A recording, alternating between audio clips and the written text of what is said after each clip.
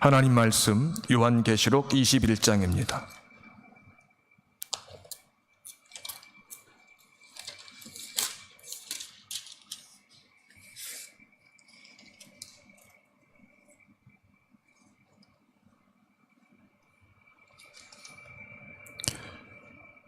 (21절부터) (27절까지입니다)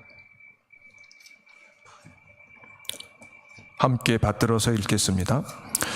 그 12문은 12진주니 각 문마다 한 개의 진주로 되어 있고 성의 길은 맑은 유리 같은 정금이더라. 성 안에서 내가 성전을 보지 못하였으니 이는 주 하나님 곧 전능하신 이와 및 어린 양이 그 성전이심이라. 그 성은 해나 달의 비침이 쓸데없으니 이는 하나님의 영광이 비치고 어린 양이 그 등불이 되심이라. 만국이 그 빛 가운데로 다니고 땅의 왕들이 자기 영광을 가지고 그리로 들어가리라. 낮에 성문들을 도무지 닫지 아니하리니 거기에는 밤이 없음이라. 사람들이 만국의 영광과 존귀를 가지고 그리로 들어가겠고 무엇이든지 속된 것이나 가증한 일 또는 거짓말하는 자는 결코 그리로 들어가지 못하되 오직 어린 양의 생명책에 기록된 자들만 들어가리라. 아멘. 오직 어린 양의 생명책에 기록된 자들만 들어가리라.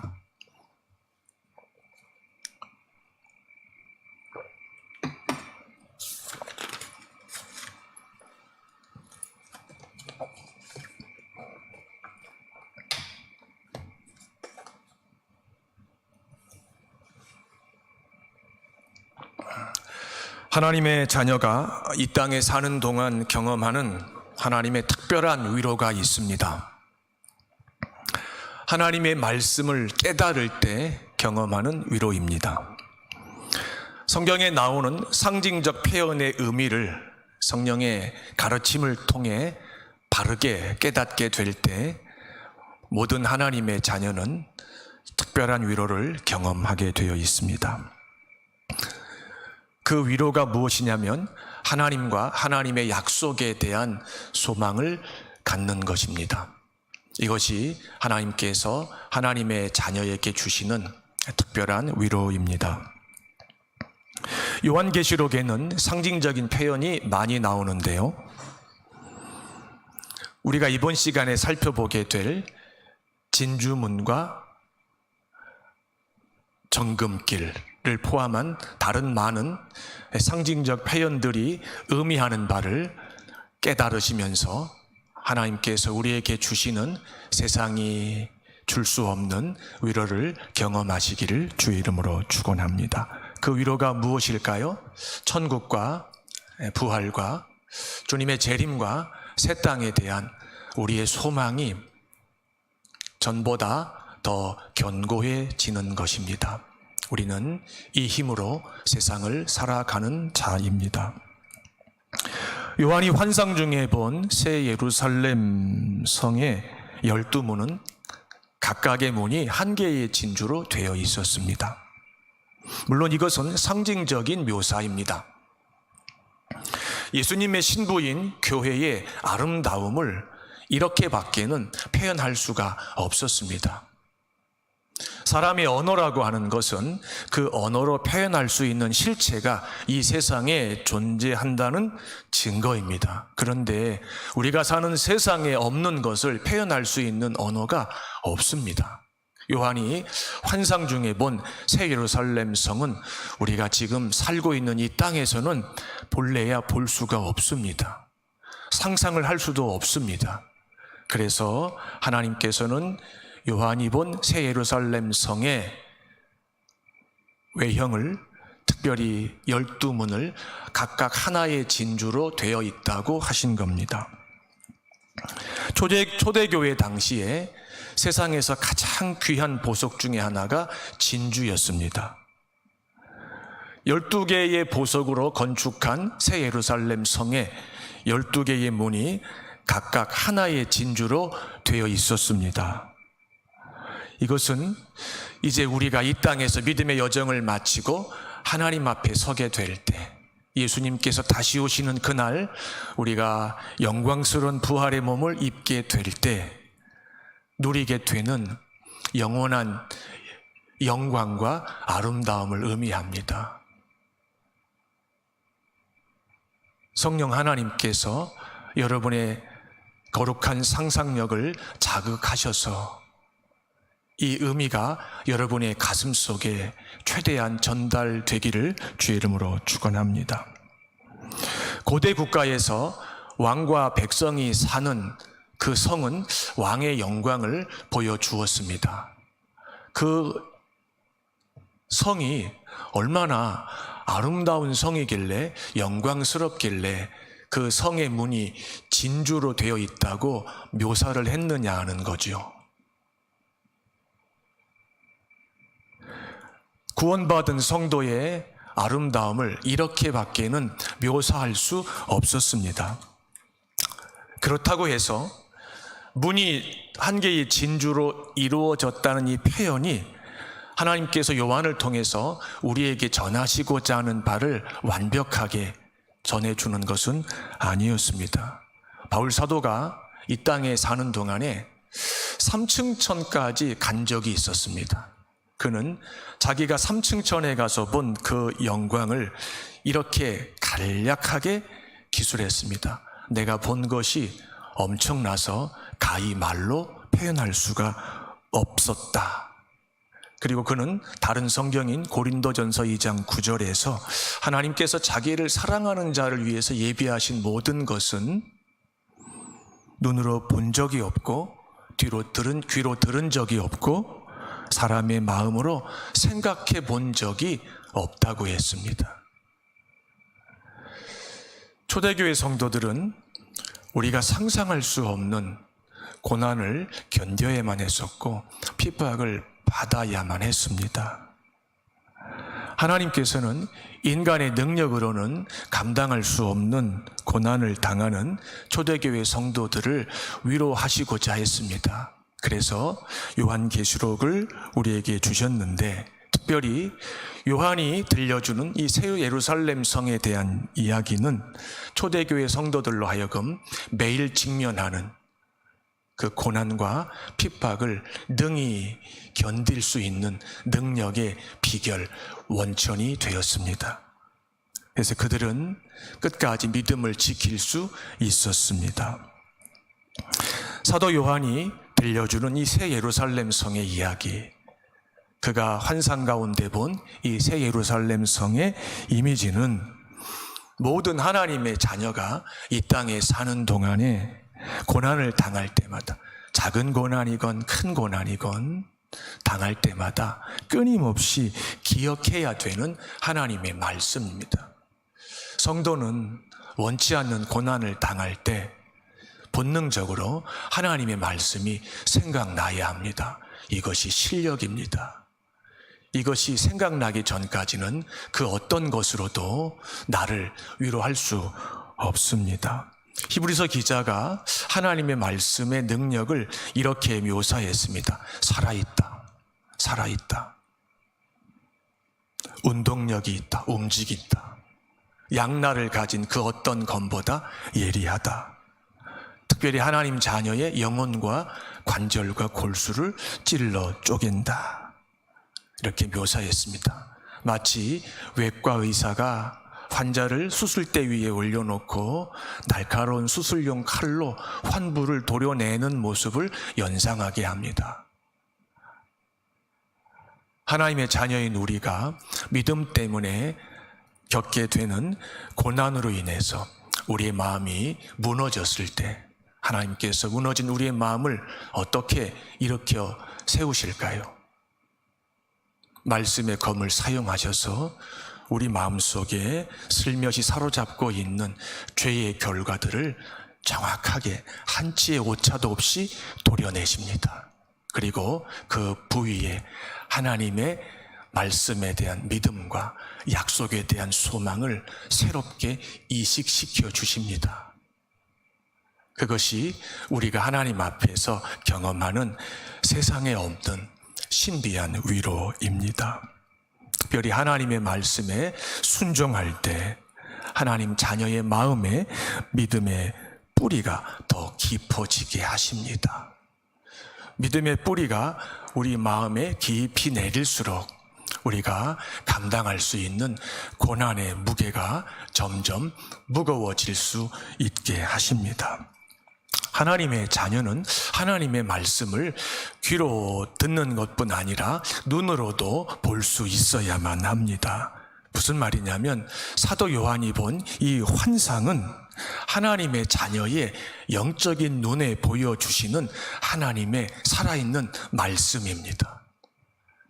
하나님이 창조하신 사람의 영혼의 귀로 하나님 말씀을 들어야 하고요. 하나님께서 창조하신 하나님의 자녀의 영혼의 눈으로 하나님의 말씀이 움직이는 것을, 살아있는 것을 우리가 볼 수 있어야 합니다. 이 두 가지가 우리 영혼 속에서 잠시도 쉬지 않고 끊임없이 활발하게 작용을 해야 합니다. 그래야 우리가 하루하루 믿음을 지킬 수가 있습니다.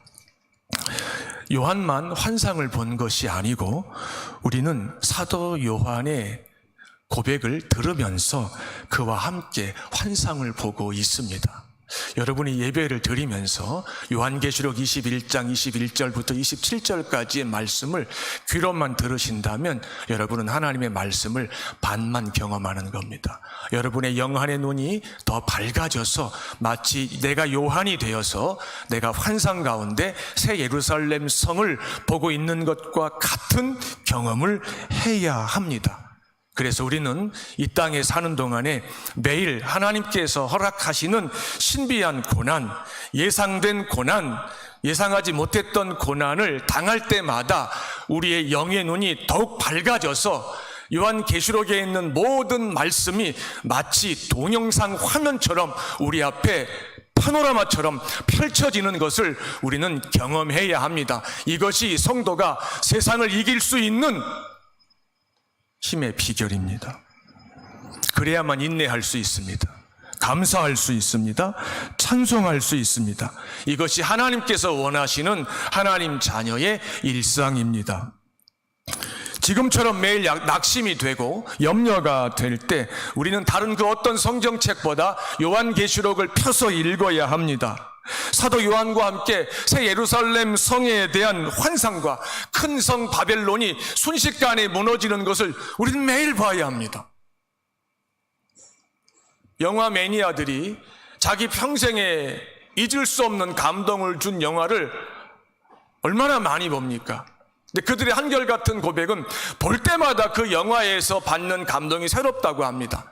사람이 제작한 구원과 아무 상관이 없는 그 오락거리도 인간의 감정을 자극해서 자기가 사는 현실을 긍정적으로 바라보게 하는 지극히 불완전한 힘을 줄 수 있다면 하나님께서 완성하시는 새 예루살렘 성의 환상을 우리가 매일 믿음의 눈으로 볼 때, 화면처럼 볼 때, 영화처럼 감상할 때 성령께서 우리 마음속에 어찌 세상을 감당하고도 남음이 있는 하나님의 능력이 역사하지 못하게 하시겠습니까?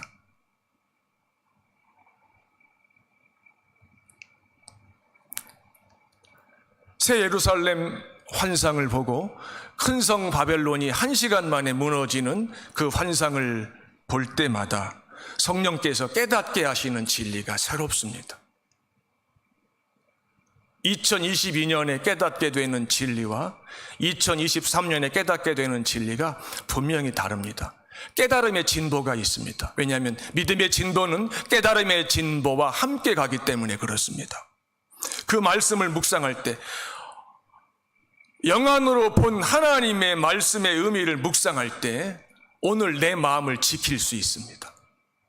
내 마음을 지키게 되면 믿음이 쉽게 흔들리지 않습니다. 믿음을 굳게 세울 수가 있습니다. 날마다 영안으로 보는 하나님의 말씀을 통해서 예수님께서 다시 오시게 되는 그날 장차 들어가서 살게 될 새 땅에 대한 그 소망이 선명해집니다. 우리가 믿음을 지키는 가운데 당하는 고난은 1차적으로는 우리가 소망하는 것이 우리 시야에서 잠시 사라지게 합니다. 그럴 때 우리가 요한과 같은 심정이 되어서 하나님께서 보여주시는 말씀을 우리의 눈으로 보게 될 때 우리는 희미하게 사라진 것 같았던 소망의 실체와 내용이 다시 선명하게 우리 앞에 나타나는 것을 경험합니다. 그래서 고난을 당하는 것이 유익하다고 성경 기자들이 고백했습니다. 고난을 당하기 전에는 세상이 주는 즐거움과 편안함과 안락함으로 인해서 장차 들어가 영원히 누리게 될 영원한 영광과 아름다움과 복에 대한 소망이 우리 안에서 없는 것과 다름이 없는 삶을 살았습니다. 그러니까 불신자와 다를 바가 하나도 없었습니다. 지겹고 무료하고 따분하고 재미없고 그날이 그날 같고 감사가 사라지고 작은 불편에도 원망이 나오고, 그런데 하나님께서 우리를 고난의 자리로 인도하시면서 우리의 영혼을 화들짝 놀라게 하시고 우리의 영안이 다시 밝아지게 하시면서 욥이 고백했지요. 전에는 귀로 주의 말씀을 들었습니다. 이제는 눈으로 주의 말씀을 봅니다. 이렇게 고백했어요. 하나님의 말씀을 눈으로 보십니까? 지난 한 주 동안 여러분들은 하나님의 말씀을 얼마나 눈으로 보셨습니까? 예수님께서 40일간 금식을 하신 후에 당하신 3가지 시험 중에 하나가 뭔지 아십니까? 거짓의 아비 마귀가 예수님의 눈앞에 세상 가짜 영광을 잠시 순식간에 보여주었습니다. 그리고 자기에게 절하면 이걸 다 주겠다고 했습니다. 사단은 우리의 치명적인 연약함을 압니다. 우리가 귀에 들리는 것보다 눈에 보이는 것에 비교할 수 없을 만큼 약하다는 것을 우리보다 더 잘 압니다. 오죽하면 우리 속담에 백문이 불여일견이라고 했을까요? 영어 속담에는 seeing is believing이라고 합니다. 우리는 그동안 하나님의 말씀과 관련해서 귀로 듣는 말씀에 익숙해져 있습니다. 그런데 성경을 보시면 하나님은 상징과 비유를 통해서 하나님의 말씀을 우리 영혼의 눈앞에 펼쳐 보여주십니다. 그리고 우리가 그것을 뚫어지게 바라보게 하십니다. 바라볼 때 하나님의 말씀이 내 앞에서 꿈틀거리며 움직이면서 무너진 내 마음을 다시 일으켜 세우고 있는 것을 경험하게 하십니다. 하나님께서 창조하신 사람, 신자건 불신자건 상관없이 사람이라고 하는 피조물은 자기가 간절히 소원하는 그 일이 반드시 이루어진다는 것을 미리 알게 될 때, 확신하게 될 때, 모두가 동의하고 확신할 때, 그것을 상상하는 것만으로도 오늘을 얼마든지 인내할 수 있어요. 구원과 상관없이.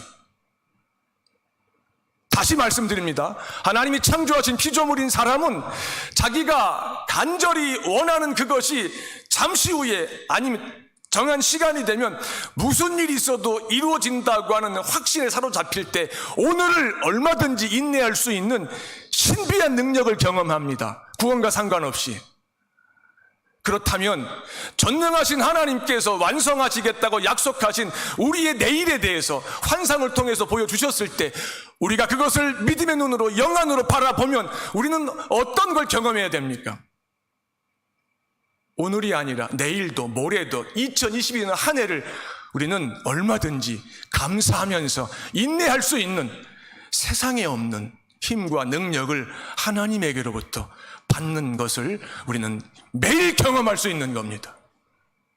저는 우리 홍콩 원사랑교회 성도들이 그런 분들이 되시기를 주의 이름으로 축복합니다. 이 영광을 믿음의 눈으로 날마다 목격하는 자는 배설물 같은 세상의 거짓 영광 앞에 절대 속지 않습니다. 그거 구걸하기 위해서 신자의 성도의 자존감을 내팽개치지 않습니다. 예나 지금이나 사람들은 이 세상에서 금과 각종 보석을 가장 귀하게 여깁니다. 그걸 얼마나 많이 갖고 있느냐를 가지고 사람의 가치를 매깁니다. 그런데 하나님께서 보실 때 금과 각종 보석을 창조하신 하나님께서 보실 때 가장 존귀하고 귀한 실체는 따로 있습니다. 만물 가운데 오직 하나, 하나님을 닮은 사람이라고 하는 피조물입니다. 그 사람 중에서도 예수 그리스도의 십자가의 보혈로 구원하신, 구속하신, 속량하신, 속죄하신, 대속해 주신 하나님의 자녀입니다. 우리 믿음의 조상 중에 스바냐라고 하는 선지자가 있었습니다. 그가 이렇게 우리에게 전해줍니다. 하나님께서 하나님 자녀의 이름을 한 사람 한 사람 직접 부르시면서 내가 너를 보배롭고 존귀하게 여긴다고 하셨습니다. 자식이 자랄 때 아버지 어머니의 사랑만 제대로 받아도 그 자존감이 대단합니다. 세상에 나가서 특별한 게 없고 평범하고 줄을 세우면 한 중간쯤밖에 안 가도 그 현실이, 그 환경이 그 자녀를 어떻게 하지 못합니다. 인간 부모의 사랑을 한 20년 제대로 받아도 나머지 50년을 상식적이며 건강하게 살 수 있다면 만물을 창조하신, 스스로 계시고 영원하신, 전능하신, 완전하신, 우리가 헤아릴 수 없는 하나님 아버지의 사랑을 매일 받고 있는 우리는 어떻게 살아야 합니까?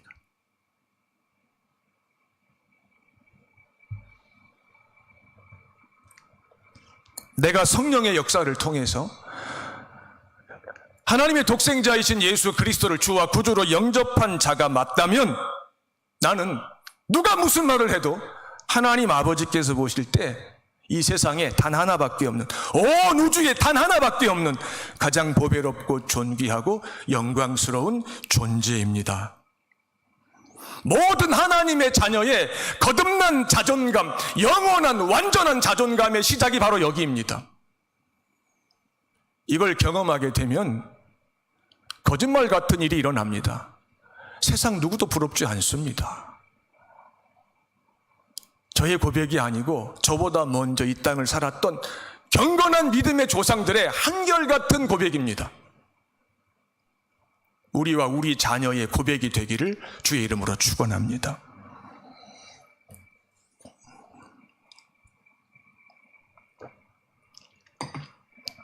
요한이 환상 가운데 본 새 예루살렘 성의 길은 맑은 유리 같은 정금 길이었습니다. 성문은 진주였고 성의 길은 정금이었습니다. 그 정금을 구체적으로 묘사하기 위해서 맑은 유리 같다는 이 표현을 사용했습니다. 사도 요한이 본 정금은 이 세상에 없는 보석입니다. 이 세상에 금은 있는데 정금은 없습니다. 금은 우리가 아는 것처럼 황금빛을 띱니다. 그런데 새 예루살렘 성의 길은 맑은 유리 같은 정금 길이었습니다. 세상 사람들이 생각할 때 세상에서 단 하나밖에 없는 것보다 더 귀한 것은 없습니다. 그 단 하나밖에 없는 것을 가진 자를 세상 사람들은 가장 존귀한 자, 가장 영광스러운 자, 그리고 다들 부러워합니다. 그러니까 희소성이 클수록 그 가치가 있다는 거죠. 자, 그런데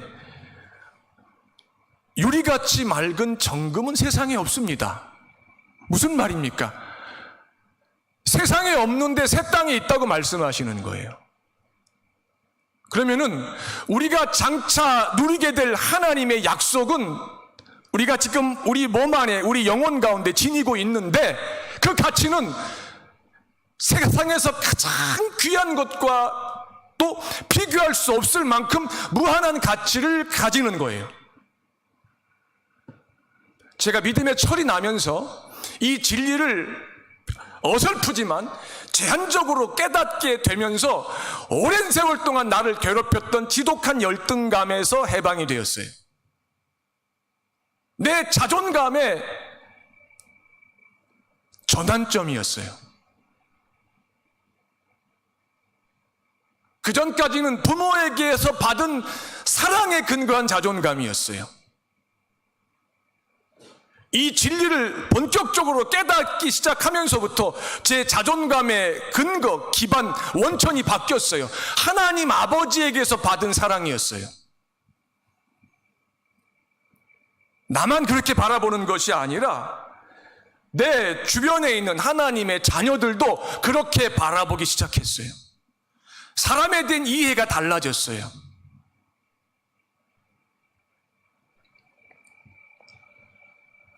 성령으로 거듭나서 예수님을 주와 구주로 영접하고 하나님을 아버지라고 부르는 모든 하나님의 자녀는 자신의 가치에 대한 이전과는 전혀 다른 성격과 근본과 차원이 다른 새로운 인식을 해야 해요. 이게 안 되면은요, 허구한 날 믿음 갖는 거 후회해요.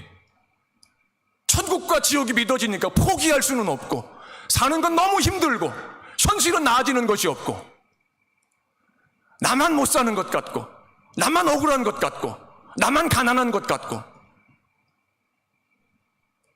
사단이 속이는 거죠. 눈으로 보아야 될 하나님의 말씀을 제대로 보지 못하기 때문에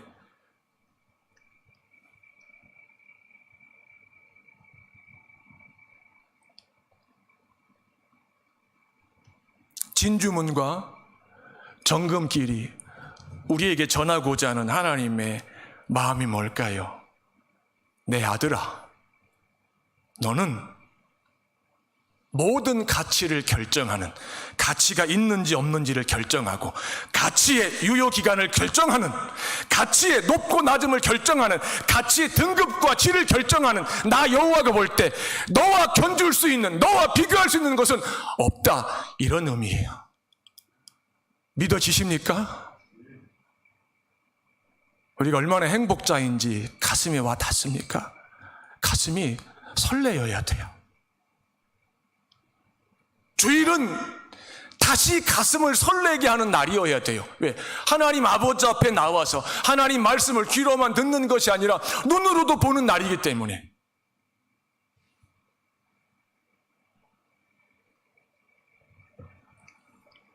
요한이 본 새 예루살렘 성에는 성전이 없었습니다.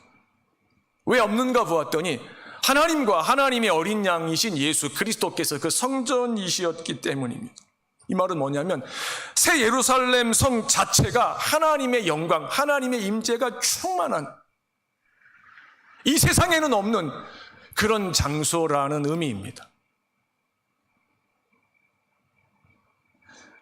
주 예수님께서 재림하시고 하나님의 자녀가 들어가서 살게 될 새 땅에서 하나님의 자녀인 저와 여러분, 우리 모두의 거듭난 영혼과 부활한 몸은 하나님의 영광으로 충만한 상태입니다. 우리가 지금 경험한 적이 없는 상태예요. 우리가 믿음으로 바라보고 제한적으로, 부분적으로 불완전하게 경험하고 있을 뿐입니다. 근데 그 경험의 양도 어느 정도냐면은 이런 겁니다. 태평양이라고 하는 엄청난 바다에서 새끼손가락으로 이렇게 바닷물을 찍어가지고 내 혀끝에 대는 정도입니다. 우리가 지금 경험하는 하나님의 영광과 임재에 대한 인식이, 새 땅에 들어가게 될 때 우린 지금까지 이 땅에 살면서 한 번도 경험해 본 적이 없는 하나님의 임재와 영광에 대한 전혀 새로운 차원을 경험하게 됩니다. 그래서 새 땅에, 새 예루살렘 성에는 성전이 없다고 한 겁니다. 정확한 말씀이에요. 예수님은 이 땅에 계시는 동안에 헤롯 성전을 가리키시면서 저 성전을 허물라, 내가 3일 만에 다시 세운다고 하셨어요. 제자들과 유대인들은 이해를 못했어요. 못할 수밖에 없죠. 예수님 자신의 몸, 영원한 성전을 염두에 두시고 하신 말씀이었어요. 십자가에 못 박혀 죽임을 당하심으로써 예수님은 부활하심으로써 지상의 건축물로서 특정한 지역의 공간을 점유한 상태의 건축물로서의 성전을 허물어 버리셨어요. 그리고 눈에 보이지 않는 성전을 세우셨어요. 그게 뭐라고요? 교회예요. 이 교회의 영광이 새 예루살렘 성의 모습으로 환상 가운데 나타난 거죠. 성령으로 거듭난 하나님의 자녀는 이 땅에 사는 동안에 이미 예수님과 영적으로 한 몸이 되지요. 그래서 예수님은 신랑이시고 나는 그분의 신부라고 고백합니다. 부부가 한 몸이죠. 마찬가지로 예수님과 신랑 되신 주님과 주님의 십자가의 보혈의 공로로 구속함을 받은 나는 그의 아내가 되어 한 몸이 되었습니다. 그런데 이 땅에 사는 동안에 여전히 죄의 유혹을 받습니다. 죄를 범합니다. 그래서 예수님과 한 몸을 이뤘다는 것을 우리가 거의 실감을 하지 못하고 삽니다. 분명히 그분은 성령으로 오셔서 내 안에 계시고 나와 그분은 성령 안에서 연합을 했고 한 몸을 이루고 있는데 우리가 끊임없이 유혹을 받고 무너지고 범죄함으로써 그분과 내가 한 몸이라고 하는 것을 우리가 거의 의식을 못하고 살아가요. 믿음이 없다는 게 아니에요. 믿음은 나와 그가 한 몸인 것을 끊임없이 인식시켜주는 신비한 능력인데 그 능력을 우리가 경험을 못해요. 그래서 미워하는 거예요. 그래서 싸우는 거예요. 그래서 욕하는 거예요. 저주하는 거예요. 절망하고 낙심하는 거예요. 그래서 한 몸임을 깨닫지 못하기 때문에 하나님께서 구약 성경에서 뭐라고 말씀하셨냐면 이스라엘을 건드리는 것은 나 여호와의 눈동자를 범하는 것이라고 경고하셨어요. 이스라엘과 하나님의 관계가 정상적이었을 때 이스라엘이 아주 드물게 하나님 앞에서 순결한 신부로서 자리매김을 했을 때 그 누구도 이스라엘을 건드릴 수가 없었어요. 왜? 이스라엘은 곧 하나님의 몸이었기 때문에.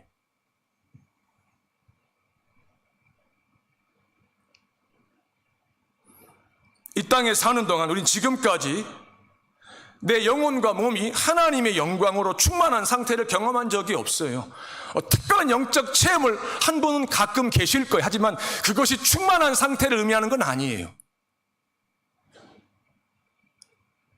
이것이 우리 신앙의 현실입니다. 그러나 마지막 날 주 예수님께서 다시 오신 그날 우리는 요한이 본 환상의 내용인 실체인 새 예루살렘 성이 나를 포함한, 나 자신을 포함한 모든 하나님 백성이라고 하는 이 놀라운 사실을 처음으로 확인하게 될 것입니다. 이것이 오늘 나를 지켜주는 거예요. 새 예루살렘 성에서는 해와 달의 별의 비추임이 필요 없다고 했어요. 이 말은 그 성에 해와 달과 별들이 필요 없다는 뜻이 아니에요. 하나님의 영광에서 나는 그 빛으로 말미암아 하나님께서 새 하늘에 두신 해와 달과 별들의 빛이 굳이 필요 없는 것처럼 보인다는 거예요. 그분의 영광으로 말미암아 나타나는 그 빛이 얼마나 밝았으면은 해와 달에게서 나타나는 그 빛이 굳이 필요해? 이런 느낌을 갖게 한다는 거죠. 우리가 사는 이 세상에서 대낮에 거실에 형광등 불 켜는 사람 봤습니까? 정상적인 주거 환경 속에서 뭐 반지 하나 제한은 다를 수 있어요. 1층에 집을 짓고 사는 사람들이 대낮에 불 켜지 않습니다. 왜 그럴까요? 태양빛이 사람이 발명한 그 어떤 빛보다도 비교할 수 없을 만큼 밝기 때문이죠. 하나님은 빛을 창조하신 분이시죠. 그래서 우리를 빛의 자녀라고 합니다. 하나님의 자녀인 나에게서, 우리에게서 나타나는 그 빛이 새 땅에서 나타나게 되는 그 완성된 형태의 빛이 해와 달과 별들의 빛보다 비교할 수 없을 만큼 밝다고 하는 사실을 강조해요. 그래서 예수님께서 왜 우리에게 너희가 세상의 빛이라고 말씀하셨는지 그 의미를 우리가 요한이 본 새 예루살렘 성의 환상을 통해서 다시 한번 깊이 이해할 수가 있는 겁니다. 자, 이 성에 들어가는 자가 누구냐라고 하는 거죠. 이 진주문을 열고 이 성으로 들어가는 자가 어떤 자냐는 거죠. 본문 마지막에 보니까 어린 양의 생명책에 기록된 자들이라고 말씀하세요. 다니엘서에서는 그 책에 기록된 자라고 말씀하셨어요. 성경 곳곳에서는 다양한 방식으로 이 성에 들어가는 자들을 이렇게 표현합니다. 하나님께서 창세전에 영생을 주시기로 작정하신 자들이다. 창세전에 미리 하신 자들이다. 미리 정하신 자들이다. 하나님께서 지명하신 자들이다. 부르신 자들이다.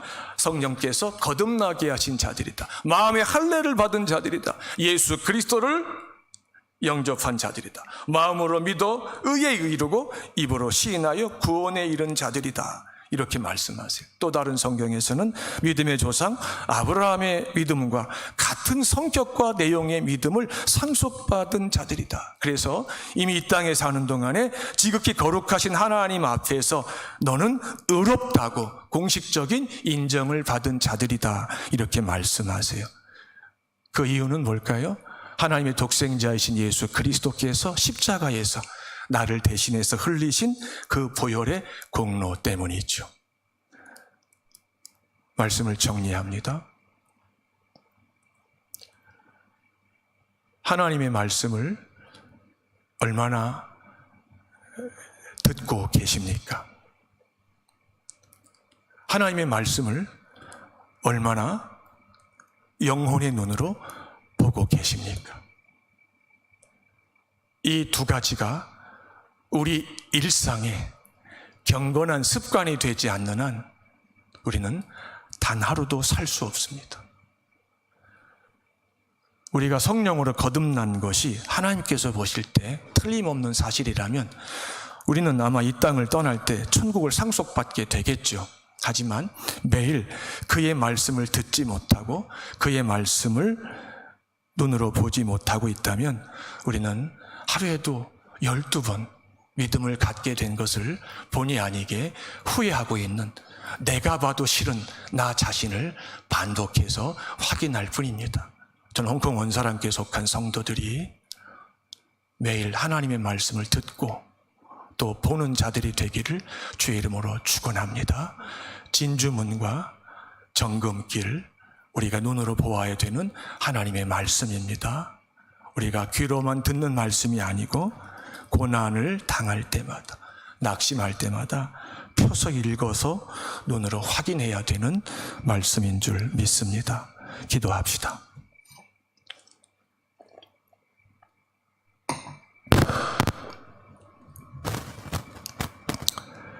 하나님, 우리가 장차 들어가서 살게 될 새 땅에서 누리게 되는 그 영광은 우리의 말로 표현할 수가 없어서 진주문으로 맑은 유리 같은 정금길과 같다고 하셨습니다.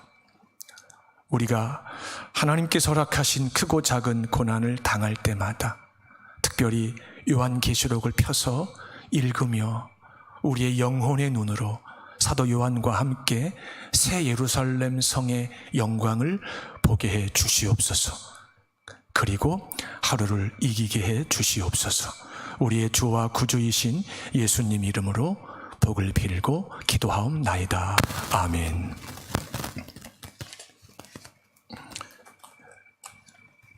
(235장입니다)